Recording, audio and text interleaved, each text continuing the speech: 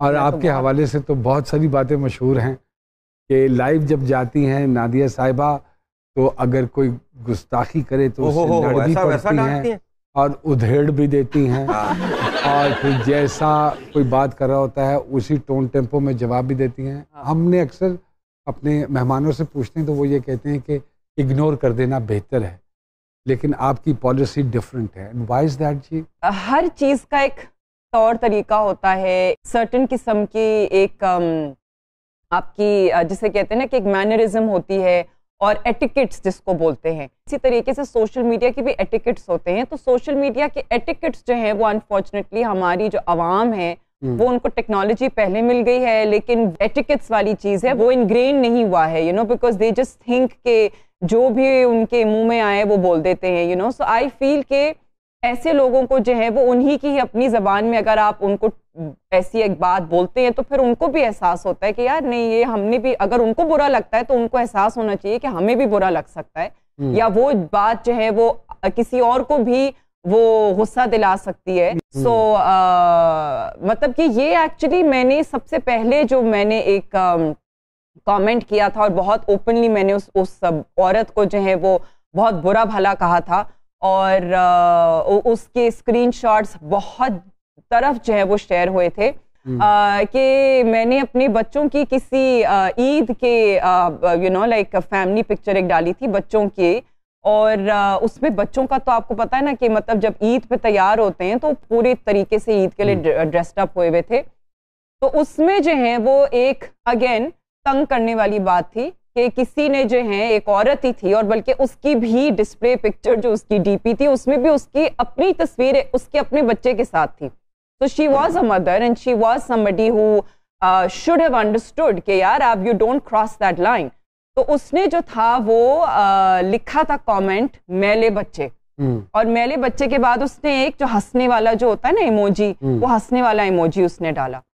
तो मुझे तो मेरा तो खून खौल गया, बिकॉज मैंने कहा ये आप मुझ पे भले कहें, मैं बच्चों के ऊपर तो transgression I will not tolerate whatsoever. तो मैंने तो उसको इतना बुरा भला कहा, मैंने उसको गालियां भी दी and I held no bars. मैंने कहा भाई तुम खुद एक माँ होते हुए तुम किसी और के बच्चे के ऊपर ये कह रही हो। तो फिर लोगों ने उसके ऊपर बल्कि कहा कि नहीं हो सकता है कि वो जिसे कहते हैं ना तुतलापन में आप बोलते हो मेरे बच्चे।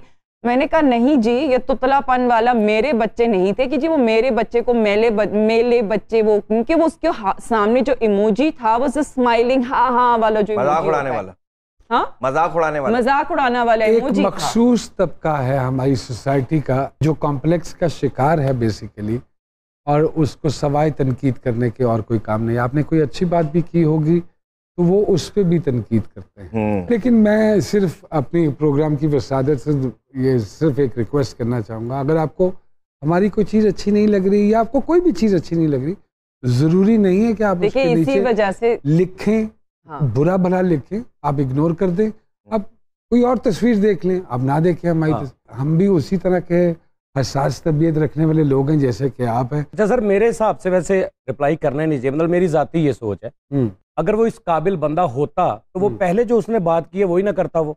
अगर उसने वो कर दी है तो वो दूसरी भी वैसे ही करेगा। वो सोच के बैठा हुआ कि मुझे यही करना है। गर्मी से फिर गर्मी में आ गए।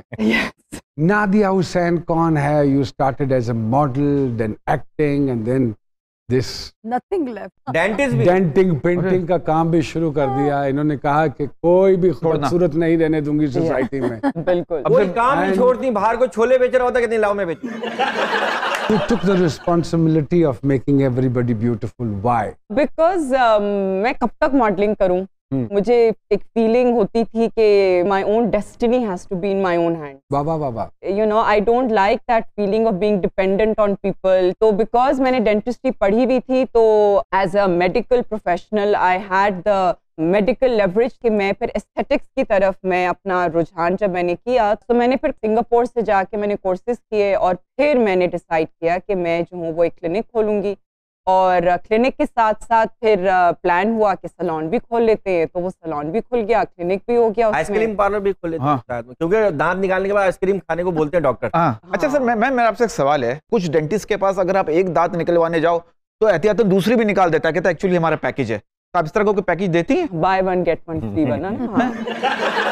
मेकअप से रिलेटेड। हाँ, इसका इलाज कोई है दुनिया में कोई ये जो? हाँ। नहीं, ये तो मेरा ख्याल है पैदाइशी जो है ना वो ऐसा एक आइटम है जिसका हाँ नादिया जी के बारे में जो है ना वो मैंने इनके मुंह से कभी किसी की बुराई नहीं सुनी। आप नेगेटिविटी से नेगेटिविटी ब्रीड करते हैं, तो अगर आप खुद नेगेटिव होते हैं तो आप खुद भी खुश नहीं रहते हैं, लोग भी आपसे खुश नहीं होते हैं। बाजी जैसे कह रही है नादिया साहिबा, हम मर्दों में भी नेगेटिविटी, प्रोफेशनल जेलसी, एक दूसरे की टांग खींचना, अब चूंकि मिकदार बढ़ गई है अदाकारों की, तो ये कॉम्पिटिशंस हैं। जी बिल्कुल। अभी जो थोड़ी सी नई जनरेशन आई है उनमें मैं थोड़ा सा फील कर रहा हूँ कि वो पहले मैं सुनता था कि लड़कियों में होती है, लेकिन अब लड़कों में भी है।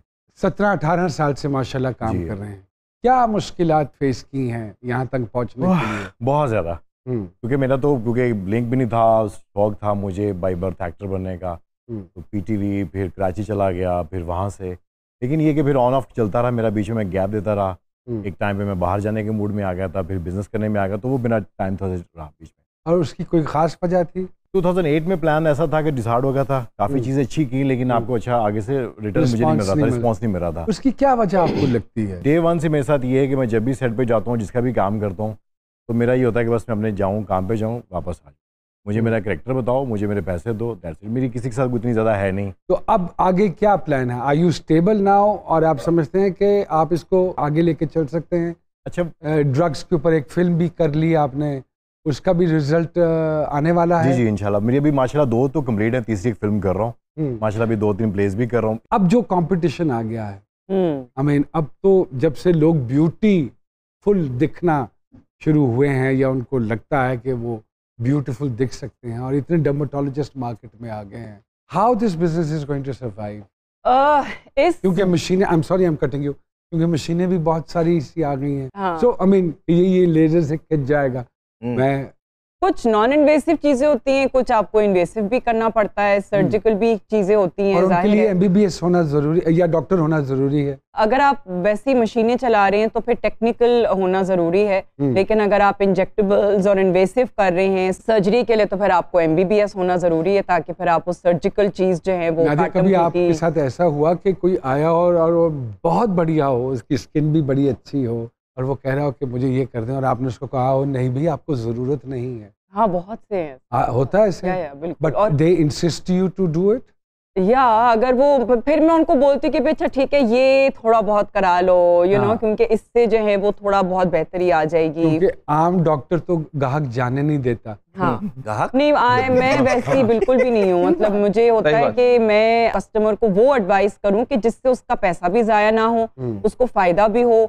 लेकिन एक चीज है जो कि बहुत सी खवातीन कराती हैं डिस्पाइट इस चीज के कि उनको जरूरत नहीं होती है, इज द वाइटनिंग इंजेक्शंस। हाँ, कराती हैं, और चाहे उनको जरूरत हो या ना हो। मर्द भी है, मर्द भी, सारे मर्दों ने भी कराया हुआ हमारी फील्ड में। हमारी फील्ड में बहुत सारे मर्दों ने भी। और सुना है वो फिर धूप में मैच नहीं खेलते। जाहिर है, क्योंकि अगर आप कराएंगे धूप में जाएंगे, धूप से कोई नहीं लड़ सकता। ये क्यों जरूरी है कि आप गोरे दिखें? नहीं, बिल्कुल जरूरी नहीं है। Then why everybody is going for that? Perception बस यही है, अनफॉर्चुनेटली ये मीडिया के जरिए ही हैमर किया गया है हमारी कौम में। अब आप देखें कि आजकल की जो हीरोइंस, वो जितनी वो गोरी लड़कियां होंगी, अनफॉर्चुनेटली उन्हीं को ज्यादा काम मिलेगा। अगर आप थोड़ी सी दबे हुए रंग के होंगे तो आपको इतना काम नहीं मिलेगा। And they are told on their face as well, there are many. Nadia Hussain साहबा हमारे साथ मौजूद है, वहाज खान साहब मौजूद है। एक छोटी सी ब्रेक लेकर जी सरकार में दोबारा आपकी खिदमत में हाजिर होते हैं।